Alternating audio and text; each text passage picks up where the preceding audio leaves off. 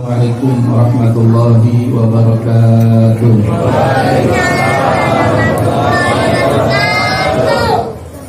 Alhamdulillah, wassalatu wassalamu ala sayyidina wa nabiyyina Muhammadin sayyidil mursalin wa ala alihi wa sahbihi wa man tabi'ahum bi ihsani ila yaumil amma ba'd. Yang kami hormati dan yang kami muliakan segenap para habaib, para alim ulama, dan juga segenap para ayahanda kami yang hadir pada kesempatan malam yang berbahagia ini, serta para ibunda, para jamaah pencinta Rasulullah, para pemuda dan para pemudi. Mudah-mudahan dengan Allah hadirkan kita di majlis ini, siapapun yang datangnya dalam keadaan sakit, penyakitnya diangkat oleh Allah Subhanahu wa taala.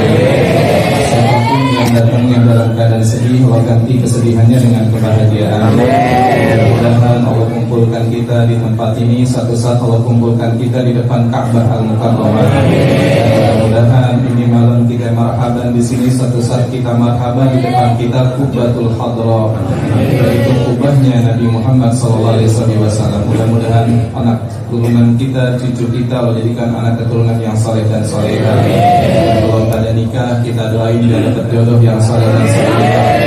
Mudah-mudahan yang hadir semua malam ini hidupnya bahagia dunia dan akhirat. Amin ya rabbal alamin. Bagaimana kabarnya semuanya? Sudah pada makan belum? Belum. Alhamdulillah jamaah sekalian, kita bersyukur kepada Allah Subhanahu wa taala. Pada malam ini kita semuanya diistimewakan untuk membaca sholawat kepada Nabi kita Muhammad SAW. Sesungguhnya seseorang apabila dikehendaki kemuliaan oleh Allah, maka lisannya akan senantiasa membaca sholawat kepada Rasulullah SAW. Ketahuilah, ketika seseorang sudah dekat sama Nabi, maka kehidupannya akan diberikan keberkahan oleh Allah Subhanahu wa taala. Salah satu contohnya kita kisahkan Sayyidah Halimatul Sa'diyah jamaah sekalian. Beliau itu berasal dari Bani Sa'ad. Sayyidah Halimatul Sa'diyah, di mana beliau itu adalah yang menyusui Nabi kita Muhammad sallallahu alaihi wasallam. Beliau ini adalah seorang wanita yang mendapat keberkahannya Rasulullah sallallahu alaihi wasallam. Padahal Sayyidah Halimatul Sa'diyah itu di kampungnya jamaah sekalian nggak ada yang hidupnya dalam keadaan kaya seperti orang-orang yang berada di kota Mekah. Jadi masih kampung banget. Bahkan dikatakan kampung yang paling besar adalah kampung Bani Sa'ad jamaah sekalian. Akhirnya Sayyidatina Halimatul Sa'diyah berangkat ke kota Mekah untuk ngapain? Untuk mencari anak yang bisa disusui, agar nanti bisa mendapatkan ujroh ataupun mendapatkan upah daripada orang tuanya jamaah sekalian.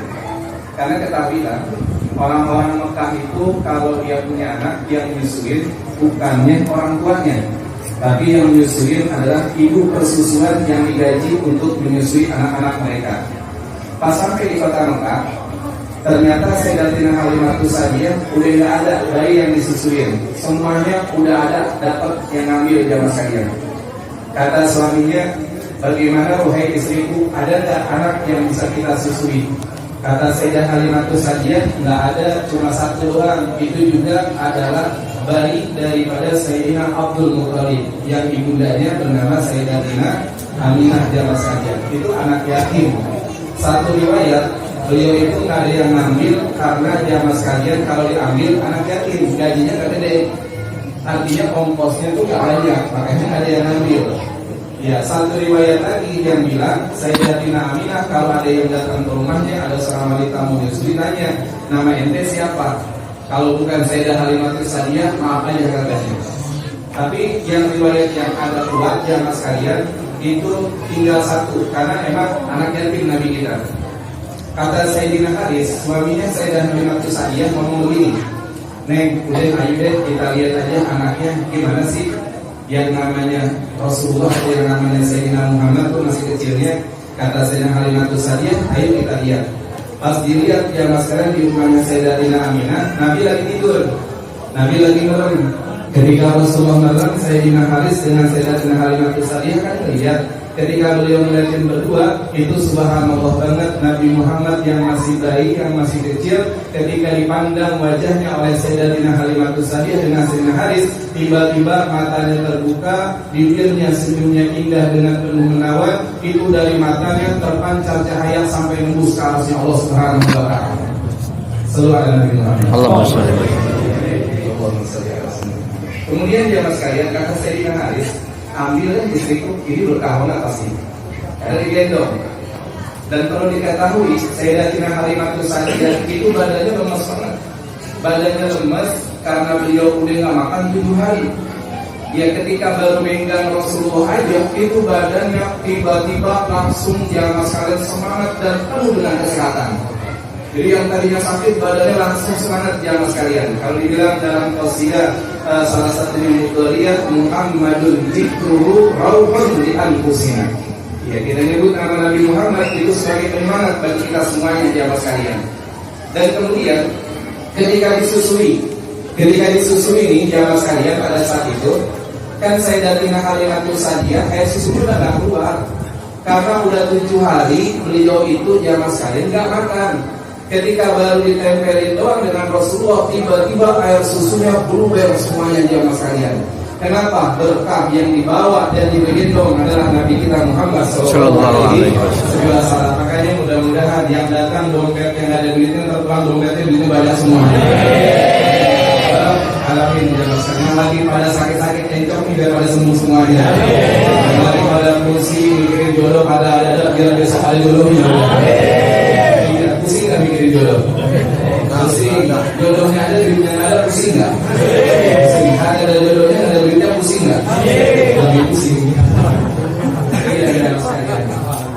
Nah terus nih jamaah sekalian, Sayyidatina Halimatus Sa'diyah, lalu Nabi kita digendong sama Sayyidina Haris suaminya, digendong dibawa ke Hajar Aswad ke Ka'bah. Ketika hendak mencium Ka'bah jamaah sekalian, kalau kita kan nyium Ka'bah pasti marahin begini, pasti marahin karena bentuknya seperti ini. Kalau kita nggak marahin nggak bakal kecium jamaah sekalian.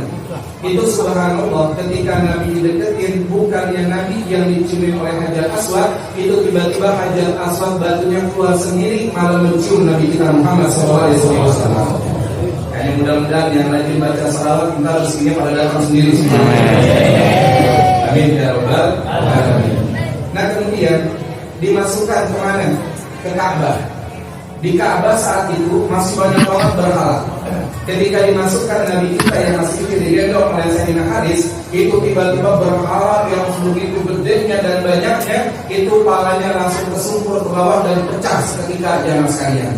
Artinya apa? Kalau kampung dibacakan maulid, maka ketahuilah semua kejahatan, pelusir dan semuanya akan sirna dengan berkah salawat kepada Nabi Muhammad SAW. Hanya kalau mau pindah rumah, kata orang rumahnya serem, rumahnya di pohon namanya ada ini. Jangan takut, anak yang cinta kepada Nabi, banyakin aja baca maulid kepada Nabi kita Muhammad SAW. Kemudian kan mau diajak tuh ke Bani Sa'ad. Kita tahu keledainya Sayyidatina Aminah dengan Sayyidina Haris itu lemah banget. Kalau kita ibaratin sekarang ini motor Aspea tahun 80 lah, yang seukuran kalau kita bonceng istri mau diajakan mau keren istri kita turunin dulu tuh. Iya, kita turunin dulu. Kenapa? Motornya nggak kuat ngandet jamaah sekalian. Makanya beliau nyampainya belakangan. Itu keledai ketika melihat Nabi lagi digendong dengan Sayyidatina Halimatus Sa'diyah, tiba-tiba keledai sujud 3 kali, kemudian dia mengadah ke arah Rasulullah. Itu tiba-tiba keledai yang tadinya lemah menjadi keledai yang sangat cepat dan menjadi keledai yang sangat tangguh jamaah sekalian. Artinya apa? Kalau kalian baca maulid, insya Allah yang kemarin motornya tahun 80 bisa jadi tahun 2021 jamaah sekalian. Ya pernah nggak bilang begini, selawatin aja, pernah nggak? Kita ada mobil bagus, selawatin aja. Benar ya mas, sekarang selawatin aja, cuma jangan ngomong doang. Kita kadang ngomong doang, selawatin aja, tapi pulang nggak baca selawat. Ya selawatin benar, bentar insya Allah yang jelek akan jadi cakep jamaah sekalian. Terus yang lebih istimewanya lagi, ini kuda keledai.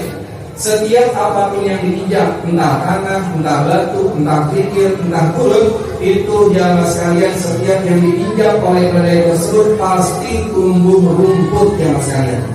Jadi ketawa itu rumput bekas kuda yang dipijak, yang di atasnya ada Nabi kita Muhammad Sallallahu Alaihi sebagai isyarat tempat manapun kalau sudah dibaca sholawat kepada Nabi, maka tempat ini pasti diberikan keberkahan oleh Allah Subhanahu Wa Taala. Sampai dalam kitab Fatwa Imam Siri Asiki beliau mengatakan tidaklah suatu tempat dibacakan maulid melainkan tempat itu akan menjadi taman-taman surganya Allah Subhanahu Wa Taala. Kemudian berangkat lagi, sampailah di rumahnya jamaah sekalian. Apa kata Sayyidatina Halimatus Sa'diyah? Semenjak datangnya Nabi di rumah saya, itu ketahuilah saya tidak butuh kepada lampu, tidak butuh kepada bulan purnama. Kenapa? Dengan adanya Nabi aja rumah kami sudah terang semua dengan cahayanya Nabi kita Muhammad sallallahu alaihi wasallam. Itu dikatakan kullu baitin anta sakinuhu laisa muhtajan ila surji. Kalau udah ada Rasulullah, maka jamaah sekalian setiap rumah dan kampung udah gak butuh kepada cahaya lampu. Shallu ala Nabi Muhammad. Masya Allah jamaah sekalian, berkah banget orang yang dimana cinta kepada Nabi kita Muhammad Sallallahu Alaihi Wasallam. Salah satu contohnya juga yang kemarin mungkin sebagian teman-teman ada yang hadir di Baitul Sofa atau di Sofatul Rahman. Bagaimana kisah yang dibawakan oleh guru kita jamaah sekalian. Salah satunya Habib Ahmad Mustafa. Dan di situ juga beliau teman saya waktu di Hadrul Maut, dan kita sama-sama mendapatkan sanad ini dari guru mulia Habib Umar bin Habib jamaah sekalian. Sebagaimana kisah yang dikisahkan dalam kejadian perang Khandaq. Ya, perang Khandaq itu kan gagasan daripada Sayyidina Salman Al-Farisi jamaah sekalian. Sayyidina Salman Al-Farisi waktu itu bilang Khandaq gagasan diterima oleh Nabi. Akhirnya Nabi garis, nih di sini ntar garisnya. Sahabat semuanya pada menuruti, kemudian pada mulai itu digali apa yang digaris oleh Nabi. Ada satu garis yang digali itu keras banget jamaah sekalian. Sampai sahabat pada ngomong ini, kalau bisa kita belokin aja, ini keras. Sahabat yang satu ngomong, jangan, ini kan garis Nabi, jangan dibelokin jamaah sekalian. Akhirnya ngadu sama Rasulullah, Nabi ini gimana? Udah Nabi megang pacul dengan baca Bismillahirrahmanirrahim, itu tiba-tiba batu yang keras jadi empuk dengan berkah tangannya Nabi Muhammad SAW. Cuma ada kejadian yang dua sahabat semuanya pada nangis. Kenapa nangisnya jamaah sekalian? Ketika Nabi mengangkat pacul itu bajunya terangkat. Ketika bajunya terangkat ternyata kelihatan di perutnya Rasul terikat 3 batu jamaah sekalian. Kalau sahabat nggak makan 1 hari, setengah hari, 2 hari, Nabi sudah nggak makan 3 hari lamanya. Akhirnya sahabat selalu bilang semuanya, siapa di antara kalian yang punya makanan? Akhirnya Sayyidina Jabir bilang, saya ya Rasulullah, saya wahai para sahabat yang punya makanan. Ya udah Sayyidina Jabir yang ngomong sama istrinya, Neng kita ada makanan nggak? Ada kambing, cuman kambingnya masih kecil. Nggak apa-apa deh kita potong buat kita menjamu Rasulullah. Cuma beberapa orang ini kalau dimasak paling bang cuma buat 3 orang doang, nggak lebih dari itu. Nah ya Sayyidina Jabir motong jamaah sekalian kambingnya, kemudian dimasak oleh istrinya. Beliau undang Nabi. Ketika mengundang Nabi, beliau bilang, ya Rasulullah, nanti aku undang untuk makan, tapi hanya 3 orang. Nabi tersenyum, bilang sama sahabat semuanya, wahai sahabatku, kita semuanya diundang oleh Sayyidina Jabir radhiyallahu anhu. Masya Allah, yang saya mengundangnya 3 orang semuanya diundang. Kalau bapak misalnya nih, katakan nih malam ini udah ada yang nyayur ayam kampung. Pas saya mau pulang bilang, Ustaz, nanti mampir di rumah saya. Tapi Ustaz jangan banyak-banyak ya, buat 3 orang aja. Saya teriak pakai mic, ya maaf kita diundang sama Pak Haji. Kira-kira bapak gimana? Bapak bingung, ayam cuma buat 3 orang diundang semuanya. Akhirnya kata Nabi akan menenangkan kepada Sayyidina Jabir. Sayyidina Jabir, tenang aja, ntar saya yang nyendok, kata Rasulullah. Saya yang nyendok, ya disendokin satu-satu jamaah sekalian. Dikirakan dalam hadis tersebut, itu kalau yang masuk sampai ratusan bahkan ribuan orang, semuanya bakalan kenyang dengan makanan yang ada di rumah Sayyidina Jabir radhiyallahu anhu jamaah sekalian. Kenapa? Berkahnya sendoknya Nabi kita Muhammad sallallahu alaihi wasallam. Ternyata dalam riwayat yang dibawakan oleh guru-guru kita ada kejadian yang pada saat itu terjadi sebelum datangnya Nabi kita Muhammad sallallahu alaihi wasallam. Apa kejadiannya jamaah sekalian? Kejadiannya ketika Sayyidina Jabir sedang memotong daripada kambing yang ada di rumahnya. Biasa kalau kambing ketika di Hadrul Maut itu pakai atap doang, nggak pakai genteng. Jadi mau potong kambing, mau nyangin apa, itu di atas tempatnya jamaah sekalian. Nah ketika lagi dipotong oleh Sayyidina Jabir kambing tersebut, anak-anaknya yang masih kecil, masih bocah-bocah, usianya paling sekitar 7-8 tahunan, dah berdua tuh adik abang, itu ngeliatin babanya lagi nyembelih seekor kambing jamaah sekalian. Pas Sayyidina Jabir pergi, abangnya ngomong sama adiknya, "Adik, kita main sembelih-sembelihan yuk, kayak baba kita," katanya, kayak orang tua kita. Nah anak kecil masih polos, kata abangnya, "Ya udah abang ngambil pisaunya, adik jadi kambingnya ya." "Ya udah saya jadi kambingnya," katanya. Akhirnya berdua naik ke atas.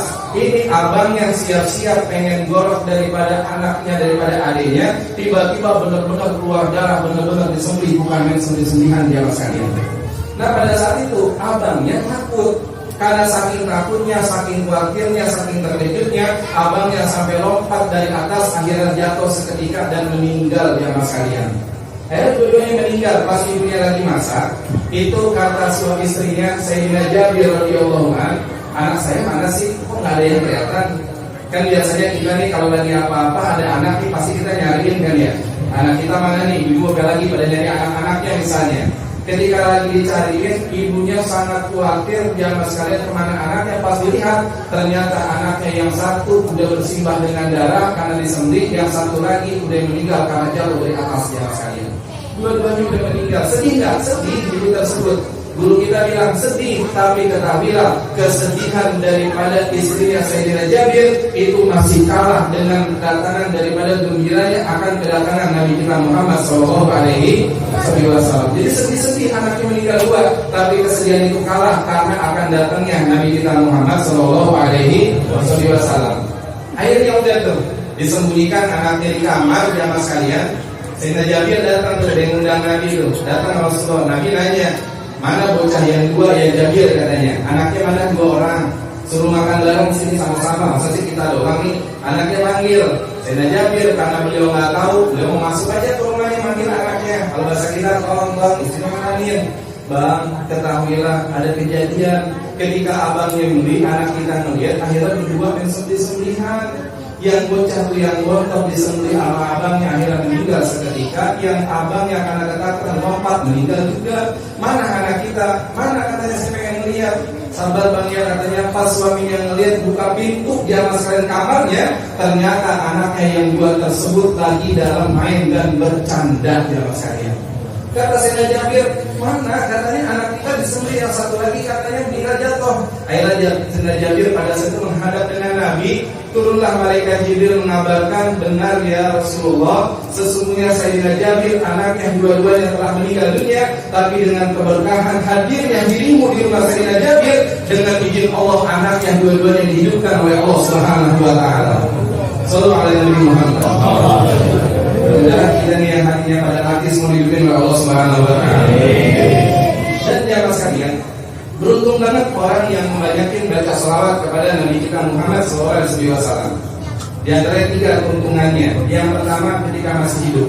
Yang kedua ketika sakaratul maut. Yang ketiga ketika dia telah berada di alam kuburnya Allah Subhanahu wa taala. Yang pertama ketika masih hidup. Pernah ada satu kisah dari Mufti Damaskus, namanya Syekh Muhammad Adnan Al-Afiyuni jamaah sekalian. Syekh Muhammad Adnan ini menceritakan dulu ada seorang namanya Abu Adid. Dia tinggalnya di Syam, yaitu di Syria jamaah sekalian. Ketika itu karena dia cinta banget sama Nabi, dia ngumpulin uang dengan keluarganya, istrinya, dengan ibundanya dan 2 saudari wanitanya untuk ziarah ke makam Nabi kita Muhammad SAW. Akhirnya terkumpul di jamaah sekalian, ziarah dan mereka semuanya itu berlima, Abu Adid, istrinya, ibunya dan 2 daripada saudari wanitanya. Pas sampai di kota Madinah jamaah sekalian, lagi dalam perjalanan menuju ziarah ke makam Nabi, itu bawa bekal, bawa tasnya, tiba-tiba tasnya hilang. Duitnya pada hilang semuanya jamaah sekalian. Kata Abu Adid, "Ya Allah, ini gimana? Kita tinggalnya lagi di kota Madinah, kita nggak punya duit kita hilang. Ini kemana lagi kita nyarinya?" Pada bingung semuanya. Di saat bingung itu, Abu Adid udah kehabisan pikiran. Akhirnya apa? Beliau masuk ke Raudhatus Syarifah. Raudhatus Syarifah, ke karpet yang warna hijau ya mas kalian. Ketika beliau masuk sholat 2 rakaat, akhirnya beliau ngadu, "Ya Rasulullah, beginilah keadaan aku pada saat ini." Saking sedihnya ketika itu dengan rindunya sama Nabi, beliau tertidur. Ketika tidurnya akhirnya apa? Mimpilah berjumpa dengan Nabi kita Muhammad Sallallahu Alaihi Wasallam. Akhirnya apa? Kata Nabi, ada apa Abu Adi? Duit saya hilang ya Rasulullah. Ya udah, kamu jangan khawatir. Cari aja penjaga pintu kota Madinah yang namanya Sayyidina Utsman, yang namanya Utsman katanya. Cari aja yang namanya Utsman. Kita bilang sama dia salawatan setiap hari, setiap malam 1000 kali, dan aku telah ketahui dan kirim salam saya sama Utsman tersebut. Bilangin sama dia. Akhirnya pada saat itu udah bangun kaget, sedih, si duitnya hilang, tapi gembira. Kenapa gembiranya? Karena berjumpa, dapat pandang wajah indahnya Nabi kita Muhammad SAW. Akhirnya datang dah ke depan pintu kota Madinah. Beliau bilang begini, Afikum Utsman, Afikum Utsman. Ada nggak di antara kalian yang namanya Utsman? Akhirnya beliau pada bilang, kata teman-temannya, Utsman, itu Utsman katanya. Ente Utsman, dia, ada apa wahai saudaraku? Siapa namamu? Nama saya Abu Adid. Ada apa? Saya tadi lagi di Raudhatus Syarifah, saya tidur. Ketika tidur, saya mimpi berjumpa dengan Rasulullah dan Nabi mengucapkan salam kepada wahai Utsman. Kata Utsman, ngomongnya jangan di sini, ayo ke kantor aja katanya.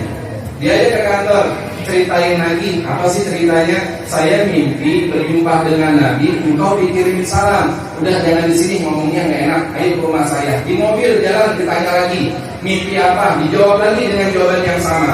Pas di rumah ditanya lagi, ente mimpi apa? Kata Abu Adid, ya Utsman, ente percaya gak sih sama mimpi saya? Saya udah 10 kali jawab katanya. Kalau emang ente nggak percaya, nggak mau ngebantuin, ya udah nggak apa-apa, saya bakal pergi. Tapi kalau ente begini aja saya bingung. Apa kata Utsman? Ketahuilah wahai saudaraku Abu Adid, dari pertama kali engkau mengabarkan aku udah percaya. Cuman kenapa aku nanya terus? Saking gembiranya aku dapat salam dari Nabi Muhammad SAW. Kita dapat salam dari kiai aja udah girang banget. Kita dapat salam dari Habib aja udah girang banget. Ini yang memberikan salam bukannya siapa-siapa lagi, tapi Nabi kita Muhammad SAW. Akhirnya kata Utsman, apa yang ente butuh ambil aja udah, semuanya tidak ada artinya. Saya udah mendapatkan kebahagiaan dengan salam yang indah dari Nabi kita Muhammad SAW. Makanya jamaah sekalian, kalau hidup lagi sedih, banyakin aja baca sholawat. Kita rezeki lagi sedikit, banyakin aja baca sholawat, berkah semuanya. Yang kedua, ketika orang itu sakaratul maut, pernah satu saat Sayyidina Sufyan Ats-Tsauri lagi tawaf. Ketika beliau lagi tawaf nih jamaah sekalian, pada saat itu ada anak muda, tawafnya selalu yang dibaca sholawat kepada Nabi Muhammad SAW. Jadi sambil tawaf, Allahumma sholli ala sayyidina Muhammad, Allahumma sholli ala sayyidina Muhammad. Sayyidina Sufyan Ats-Tsauri nanya, anak muda, ente kenapa sih ketika tawaf yang dibaca selalu sholawat kepada Nabi katanya? Kata anak muda tersebut, emang ente siapa nanya saya? Saya Sufyan Ats-Tsauri, ya Allah engkau seorang ulama besar. Saya jawab deh katanya. Ketika saya dalam perjalanan hendak haji, orang tua saya di tengah perjalanan meninggal dunia. Ketika meninggal perutnya besar, wajahnya hitam, saya takut. Ketika saya lelah membawanya, saya tutupin dengan kain. Kemudian saya tertidur di samping orang tua saya tersebut. Ketika saya tidur, ternyata orang tua saya, jamaah sekalian, di dalam mimpi saya itu datang seorang yang sangat indah wajahnya dan rumahnya.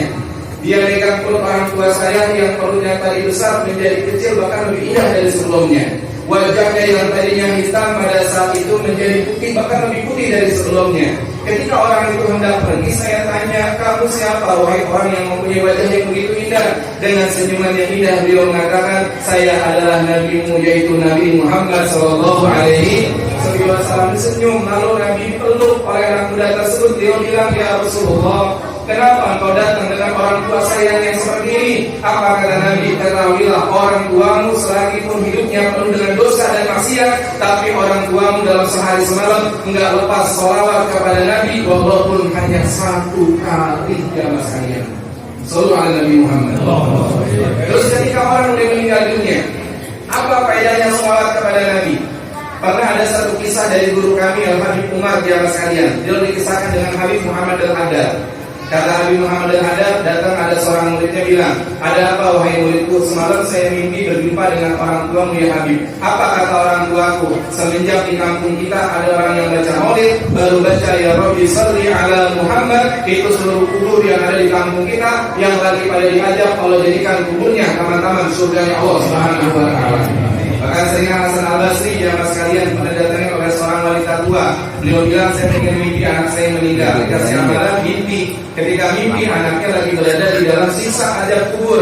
Pas malam yang kedua, Sayyidina Hasan Al-Basri mimpi lagi, melihat anaknya lagi dalam kenikmatan kubur. Ditanya, Nek, kemarin orang tuamu melihat kau dalam mimpi lagi berada dalam sisa kubur, kau sekarang dalam kenikmatan kubur. Apa kata wanita tersebut? Dikisahkan juga oleh Al-Imam Al-Hadad dalam kitabnya jamaah sekalian.